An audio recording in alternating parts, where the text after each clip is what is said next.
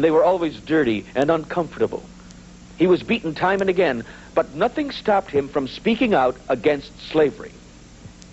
You look down upon us and then ask why we are so low.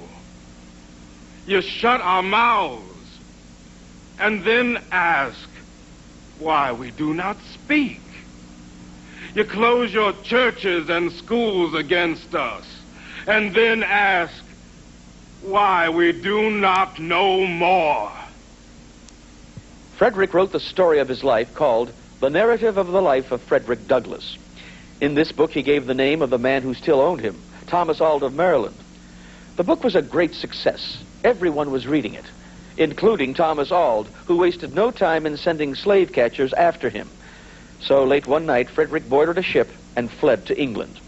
For 2 years, he traveled throughout England, Scotland, Ireland, and Wales, talking about the wrongs of slavery.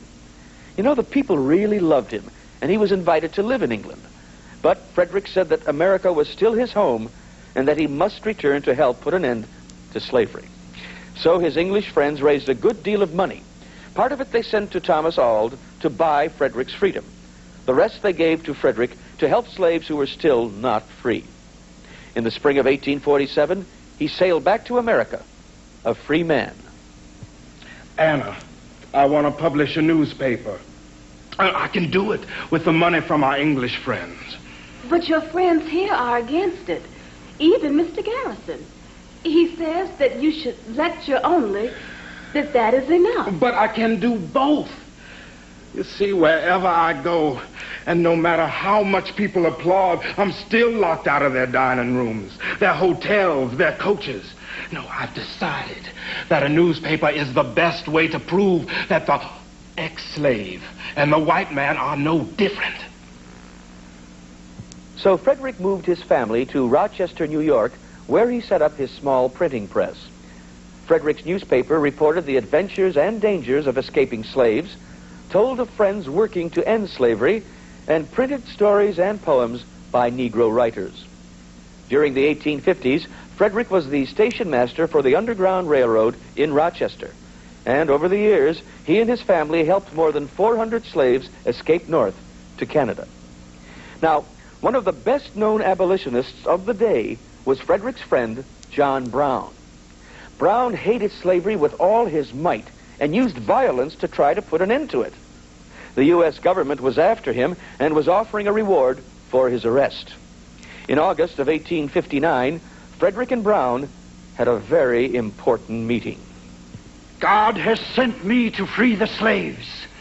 It's time for action, Douglas. Here. This is the place, Harper's Ferry. We will take them by surprise and seize the arsenal. We can get guns there. We will need guns to arm the slaves. But Harper's Ferry is a government arsenal.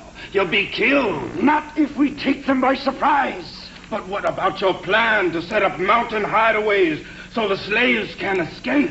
This plan is much bolder and will do more good. We will capture leading citizens and hold them as hostages. Then we'll round up the slaves from the nearby areas. Then we shall create a new free state in the South. Madness! With all my heart, I advise you against it. With the hostages, the risk will be small. But stop talking foolish, John. Virginia will blow you sky high before it lets you hold Harper's Ferry an hour. You'll be outnumbered 1,000 to 1. Not so. The slaves will know that their friends have come to free them, and they will rally around us. But can't you see that such an act will be an attack on the federal government? It'll stir up the whole country. The nation needs to be stirred. Will you come with me? Come with me, Douglas, and I shall defend you with my life.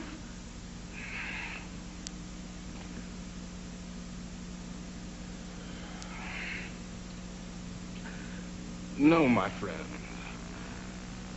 No. I must fight slavery in my own way, as my heart tells me, with my voice and with my pen.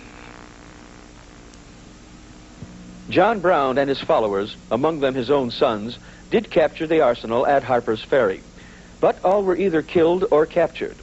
John Brown was later hanged for plotting against the government, and letters were found which proved that Frederick knew of Brown's plans. So, once again, he had to escape to England to save his life. When he returned 6 months later, the North and the South were on the verge of war, partially because of their differences over slavery. Well, the Civil War finally began in April 1862. Then on January 1st, 1863, President Abraham Lincoln signed the Emancipation Proclamation, officially freeing all slaves. And soon the black man was fighting alongside the white man in the North's struggle against the South. But then Frederick became very upset when he found out that Negro soldiers received less training and less pay than white soldiers, and weapons that weren't as good. And he became terribly angered when he learned that black Union soldiers captured by the South were being slaughtered as if they were runaway slaves, instead of being treated as prisoners of war. Well, there was only one thing to do, he thought, and that was to have a talk with President Lincoln. That was the beginning of a deep friendship between the two great leaders. And though the two men did not agree on all points, President Lincoln promised that he would do his best to see to it that black Union soldiers would have the same privileges as white soldiers. One day, shortly after the end of the Civil War, a newspaper reporter questioned Frederick. "Will you stop and rest now?" he asked. "You've been fighting for 25 years. The Negro is free now." Is he? Yes, by law. The black man is no longer a slave. And by law, he is a full citizen of the United States. But does he really have true freedom? Does he have the right to live and work as a free man? Well, most of our black brothers and sisters have no money, no education, no land. And there is still prejudice against us almost everywhere you turn.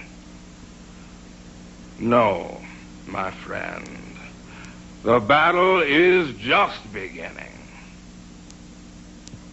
Frederick Douglass, against the greatest of odds, became a truly successful man. Orator, publisher, statesman, philosopher, an ex-slave who became known the world over.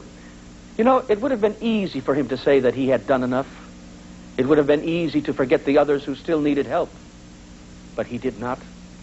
For the rest of his long life, Frederick Douglass fought for the laws that would protect his people.